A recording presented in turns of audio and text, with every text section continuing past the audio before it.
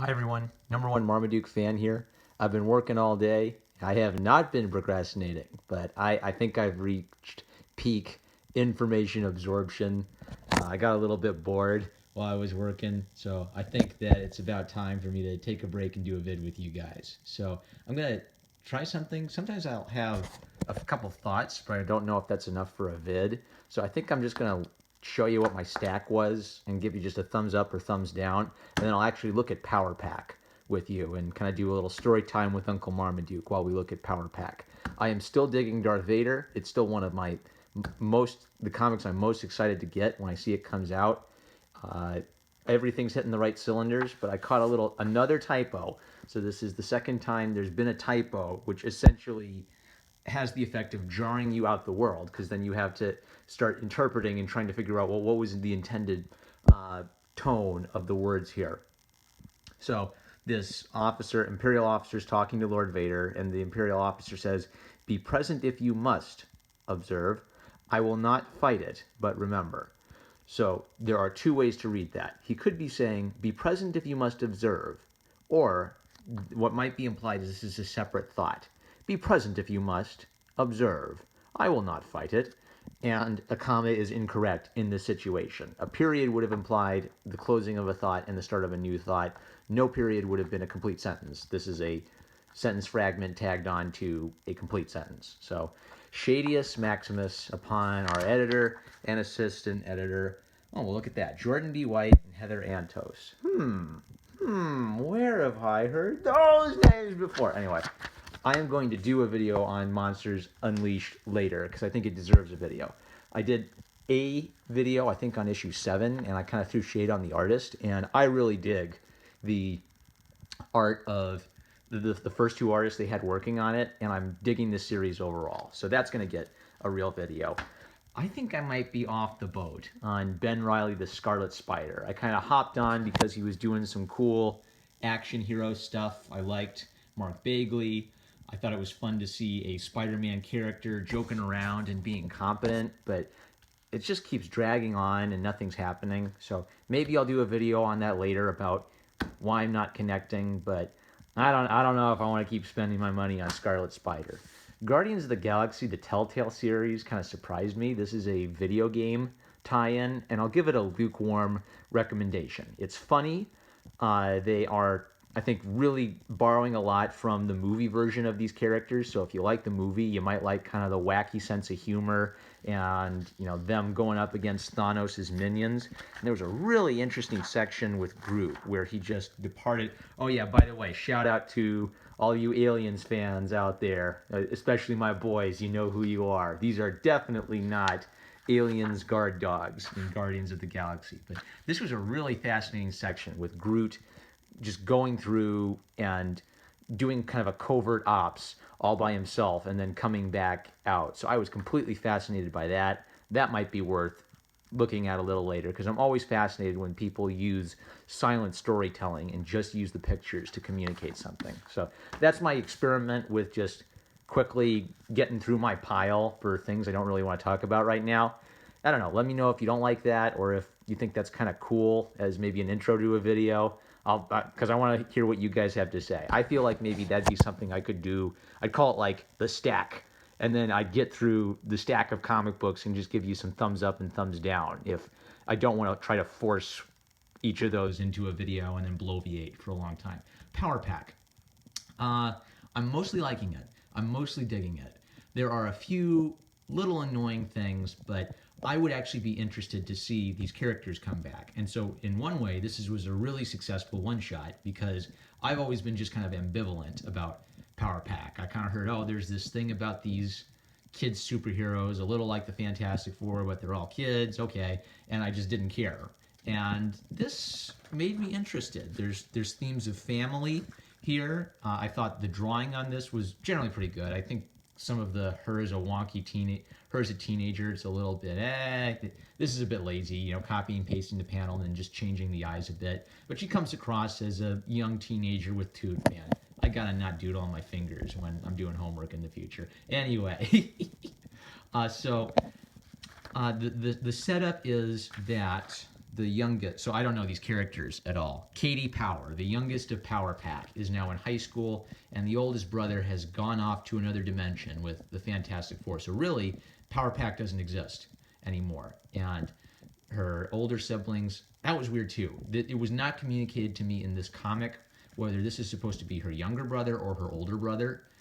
There seemed to be contradictory information. He looked taller than her in a lot of shots, implying she's the youngest, but then at one point she referred to him as her younger brother, which doesn't make sense if he's her older brother. Maybe she meant he's the younger of my older brothers, but then there are ways to word that more clearly. So a little shade on that, because I don't know who these characters are, and I still don't know what the ages of the kids are in relation to one another. Maybe just a little birth order at the top would have helped me out. But Kate is now dealing with her family, the superhero team being broken up, and her brother essentially being not in this universe. He's essentially missing. Even if he's having fun with the Fantastic Four, he's not in her life, and he had a older brother role in her life. And I dig this emphasis on family. There's this really annoying postmodern thing throughout it, and I'm trying to decide if this is enough to annoy me or not. It kind of annoys me just to see this in a kid's comic and just presenting this factually as if, oh yes, this is so obviously true. This idea that each reader brings their own experience to the text. No two people will imagine a story in the same way.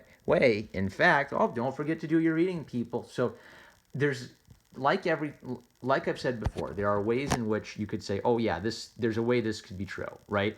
If I have a different imagination than you, I'm going to imagine things differently than you might. But then this kind of like, face. The part is, this is actually an idea that's very politically charged. So each person brings their own interpretation and experiences to the Constitution. Each person brings their own experiences to the mathematics textbook or the history textbook, right? This idea can be used to argue that you can have the story mean whatever you want it to mean. Is there any face on my finger that says that? That's the face for it. So I don't dig that, and I don't dig this just being presented factually in a kid's comic, even in the context of a public school where the teacher might be teaching that. I don't know. This teacher annoys me a bit, that she's presenting this theory, this essentially postmodern way of reading texts, but then has the student stay after class to talk about her essay, and she just seems to be completely missing the point of what her essay is, Kate Powers. So I think I'm willing to forgive it because it's the setup for a really interesting bit where Kate has written an essay about a childhood experience, and the teacher is interpreting it in real-world terms, leading them to have two columns with each person's interpretation within their imagination of what's going on. So actually, the setup of each person has a different set of experiences that they bring to the story makes sense here. But I think the problem is, Zach will talk in a lot of his videos about working backwards, starting with the conclusion and working backwards to figure out how to set it up. And he just did it in a Spectacular Spider-Man or Amazing Spider-Man video where Petey showed up late to work, almost late. And everyone said, whoa, he got here just in the nick of time. And the setup to that was some dweeb saying, I called security, and Peter Parker's not going to be here in time. What? Peter Parker's here? Right? It's not natural. The writer had the idea, oh, Peter Parker will come in just in the nick of time. How will I do that? And then they came up with the setup before the conclusion. So this is kind of the cool bit of, hey, two people imagining a story in a different way, and they each have their own very different interpretations. How will I set that up? Well, I'll have the teacher give her an assignment to write about a childhood experience. So I love the idea, but the execution is off, and weird. Like this doesn't the text actually doesn't make that much sense on its own, and sometimes it seems to be almost deliberately misleading, and it's illogical that she'd write this by accident. She seems to have written this deliberately to mislead her teacher. And then there are other things that don't make sense. Is she trying to withhold from her teacher the information that she was part of a superhero team growing up, or does she not care if her teacher knows that? She's written this essay as if she's trying to withhold that information from her teacher, but then later she'll talk openly about Powerpack and superheroic adventures as if she doesn't care if her teacher finds out her superhero identity. So this is a problem of, oh, it was kind of cool while I was reading it. Oh, that's an interesting idea. But man, even as I'm talking about it, now I'm kind of realizing, gee, that was kind of a dumb idea after the fact. Oh, oh yeah, that was cool, that was cool. Oh, wait a second. That was stupid! Anyway, but I would have preferred it if we didn't have like this kind of postmodern weird bit. What if it was just she's telling a story from her childhood and her teacher doesn't get it because she doesn't get that Kate Power was a superhero, and the obvious reason is Kate Power is trying to conceal that information from her teacher. Also, the teacher's interpretation of the story is a little bit weird. So Kate remembers to this evil supervillain, this boogeyman, grabbing her sister. And the teacher's interpretation of that is kind of this gross Mr. Commody, that Kate wakes up and she sees gross Mr. Commody sitting on her sister's bed. But then the teacher doesn't seem to make note of how skeevy this is. The teacher's interpretation... I ran out of battery again, so this time I'm going to experiment to see if I can get these two clips together and get them uploaded successfully without what happened to me last time, where I thought I uploaded a whole video and it was a half video, and I had the most epic fail of anyone who ever attempted to be a roast god. If you missed that, I got so excited by my Squirrel Girl vid, I started making some dank May's photoshopping my head and Zach's head and Nurkish's head onto some stuff, and I think I tweeted that this is gonna be, I'm really proud of this roast, especially the ending, and that was the fastest this tweet did not age well in Twitter history, because then immediately I start uploading, I think, yay, it's done, and only half of it. So instead of that amazing ending where I praised the most beautiful art in Squirrel Girl, it was dip. So we're gonna try to see if I can fix that this time and improve my YouTube game. So, oh, by the way, someone's gotta Photoshop me, my #1 Marmaduke's head onto the head of Lucifer in John Milton's Paradise Lost, and photograph our boy Zach and Nurkish's head onto the heads of the archangels, because I don't know about you guys, but I think that my time attempting to be a roast god, that was a pretty spectacular fail. I had the hubris of Lucifer there, thinking I could be a roast god. Anyhow, so the teacher doesn't seem to get that there's this skeevy aspect to the story, and she's just sort of interpreting this as a ho-hum, what a dull day story. And she's kind of quizzing her about what she's written and how she's written it and how she could communicate the story better. And so obviously what really happened is the superheroic stuff, right? Carmody grabbed her parents and she fought them, but in the teacher's mind, he walked off with the parents and then she ran up and hit him. And so she makes note of how this doesn't, there are things about this story that don't make sense. But this is the bit I really wasn't getting. Okay, this is where I feel like the writer was trying to force this to happen, and this wasn't happening naturally. By the time I caught up to them, Mr. Carmody was driving my parents up the wall. That is a expression which means annoying someone, but she's referring to a literal situation where the monster is carrying her parents up the wall. So this doesn't flow naturally, unless she was deliberately trying to write something to mislead her teacher.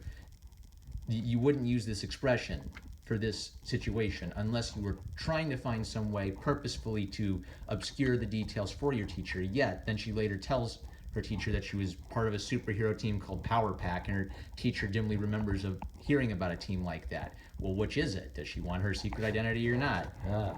Okay, but they give you kind of like the, like the Cliff's Notes version, I guess, of who they were and what their team was like and who their enemies were. And then she tells a second, so encouraged by her teacher, she starts telling a second story. And this time she includes all the superheroic details. Why is she telling all of these specific details if she wants to keep her identity secret?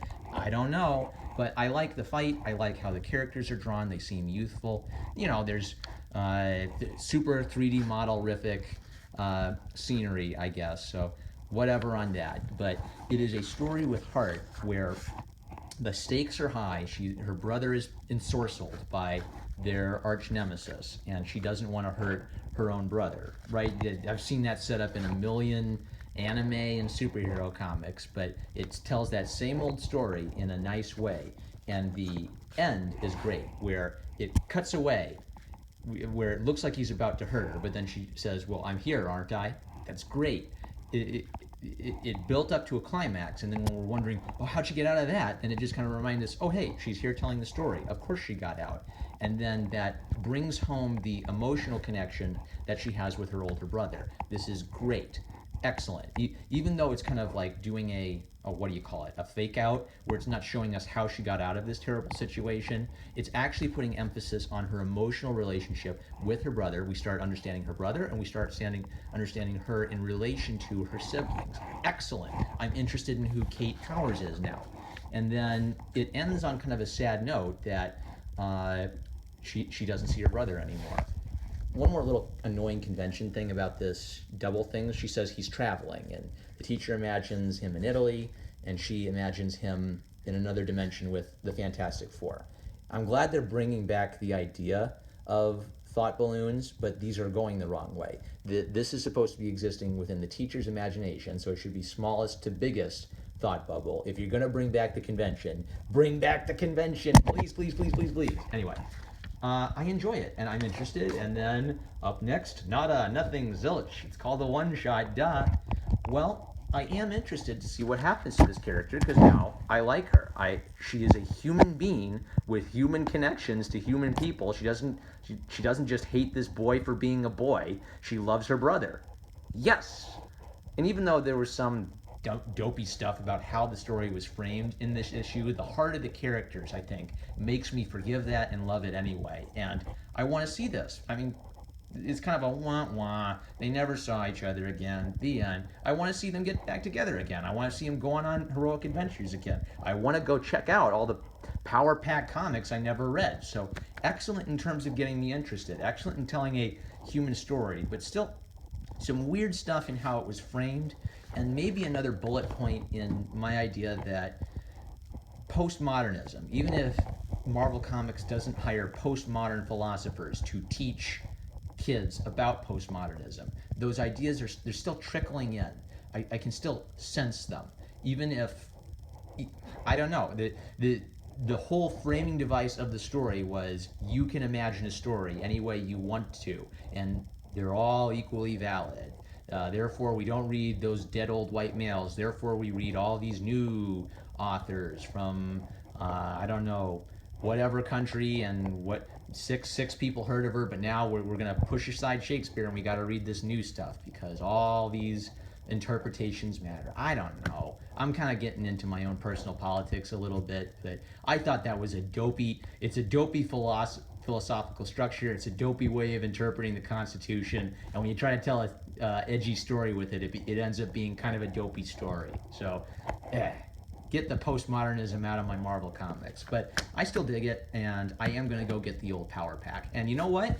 Go ahead and let them know. I'm going to write. I want to see this kid come back, and I want to see this family team, because I think Marvel needs a family team book. We don't have Fantastic Four anymore. Okay, let's have Powerpack come back, and I'll read it, and decent art, and if they get this human vibe to the characters right, this loving family vibe, heck yeah, I'm #1 Marmaduke fan. I love you guys. Why don't you like, comment, and subscribe, and I'll catch you later.